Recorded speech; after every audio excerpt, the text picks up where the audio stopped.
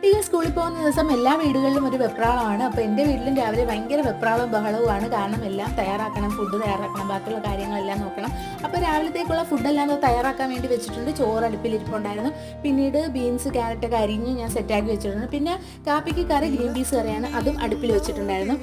മീനൊക്കെ നേരത്തെ കിട്ടുന്നതുകൊണ്ട് മീൻ കറിയൊക്കെ റെഡിയാക്കി ഒരടുപ്പത്ത് വെച്ചിട്ടുണ്ട്. ഒരടുപ്പിൽ നമ്മുടെ തോരനും ഇരിപ്പുണ്ട്. അതിൻ്റെ ഇടയിൽ ഒരടുപ്പിൽ രസം വെക്കാനായിട്ടുള്ള തയ്യാറെടുപ്പായിരുന്നു. അപ്പോഴത്തേക്കും എണ്ണ ഒഴിച്ച് വെളുത്തുള്ളി എല്ലാം ഇട്ട് അതിൻ്റെ ഇടയിൽ ഞാൻ തോരൻ അരപ്പ് ചേർക്കാൻ പോയ സമയത്ത് അതൊക്കെ ഒന്ന് കരിഞ്ഞു വിട്ടിട്ടുണ്ട്. അങ്ങനെ അതൊക്കെ സെറ്റാക്കി വെച്ചിട്ടുണ്ട്. പിന്നീട് കാപ്പിക്കുള്ള ദോശ തയ്യാറായി.